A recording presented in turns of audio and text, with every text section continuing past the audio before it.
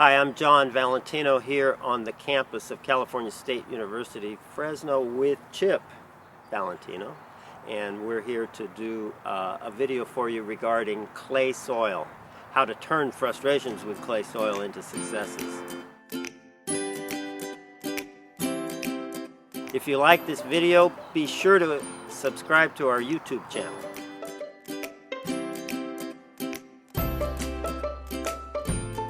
I'm a landscape architect and landscape professional, practicing for about 41 years now, and had John and Bob's Corporation, where we deal in the quality of soil, for about 15 years. First of all, let's examine this clay soil. Clay soil is heavy, there's no airspace in it, it's usually mucky when it's wet, it's slippery. This is a sample of one local one that we're working on right now, and you can't have a good exchange of air and water because it's so heavy. So the first step in dealing with that, which is typically an overlooked one, but I think probably the most important one, is grow something in it. I think your inclination might be, let's change it first and then we'll grow something in it. But plants are the engine to making changes in the soil. There's only one way to fundamentally change everything about clay soil, and it starts with growing something in that soil. So the second part of changing clay soil, hopefully changing everything about it, its tilth, its ability to exchange air and water, its digability, is soil penetrants and soil life. And we have a product called Penetrate.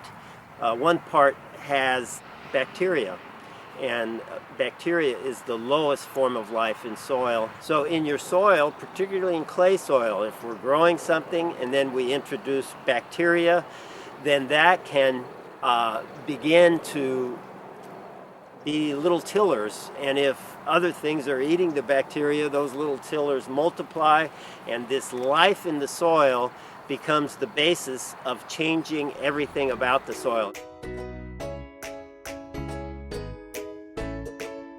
The third point is food for this complex life that we want to build, and the higher life forms.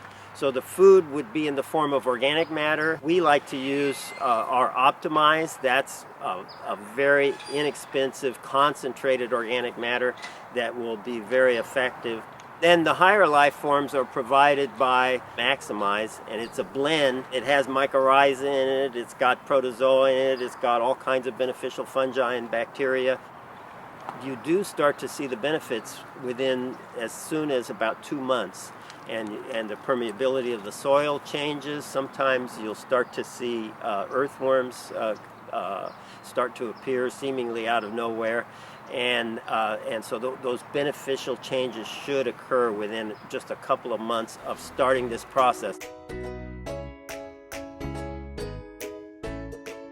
The whole goal of the soil food web is to build soil life. So that's the fourth important step of changing everything about your clay soil, is turning it into an environment that allows beneficial, complex microbiology to thrive. And once that microbiology thrives, it builds into higher life forms, even like earthworms, and that's the soil food web.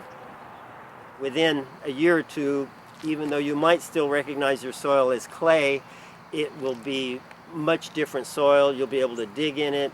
The only clay part that will probably maintain, that you'll retain, is the ability of that clay soil to retain nutrients, which is a positive trait. But the fact that you couldn't dig in it, the fact that water wouldn't permeate through it, all of that will change completely if you infuse your soil with this philosophy of the soil food web.